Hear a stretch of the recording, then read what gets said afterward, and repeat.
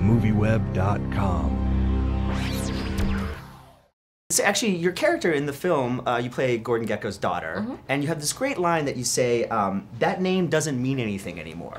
And it really struck with me because clearly that name, Gordon Gekko, still means something in cinema, otherwise Oliver wouldn't have made a sequel all these years later. Could you talk a little bit about the legacy of that character?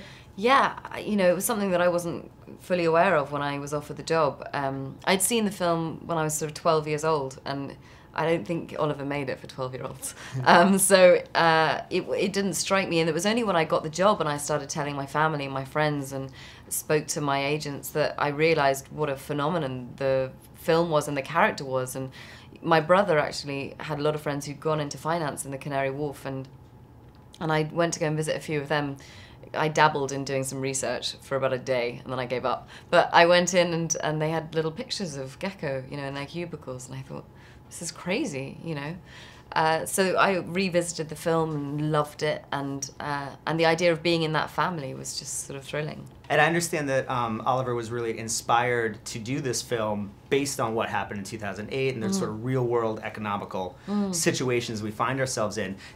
That's really in the film, that element. It's a big part of the plot. Was that something that sort of attracted you to it as well, that idea? Yeah, I was... You know, Oliver always says that he never would have made a sequel if it hadn't been relevant and appropriate, and this just became completely, it was just the perfect time to talk about finance again.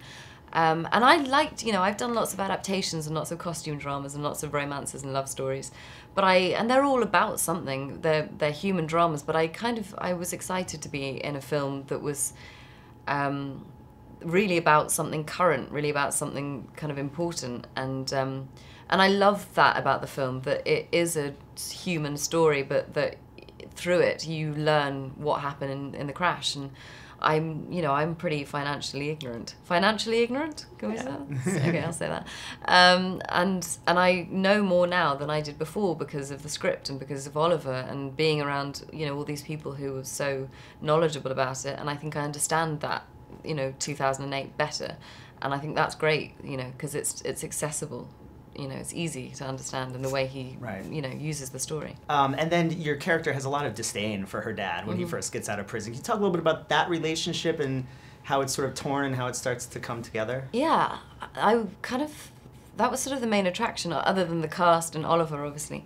I love the idea of playing somebody who has had a stigma imposed on them from birth, because really in our story, Winnie's born the year the last film ends. So it ends in 1985 and he's arrested.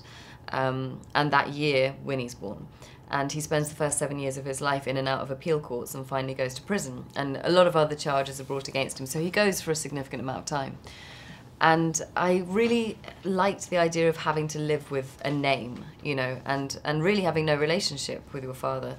And so trying to erase his memory, effectively, and become someone completely different, but keep the surname that everybody knows.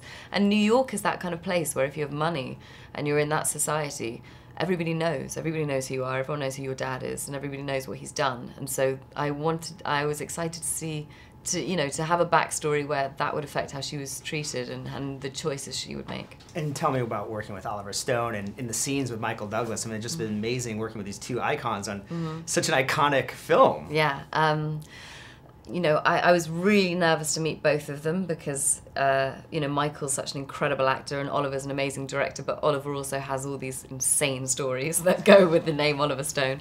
And I found him to be incredibly warm and supportive and really insightful as a director. And so those scenes were, but you know, we had 3 weeks of rehearsal, so by the time we were shooting things, it really felt like we'd covered all the ground and we knew the story and we had all of our backstory worked out. So really, when we were shooting it, it became, you know, the scene on the Met steps between Michael and I is we shot 3 or 4 takes on each side, and that was it.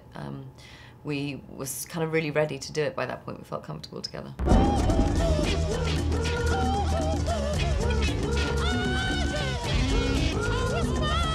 I did tell you, Jake. I did warn you.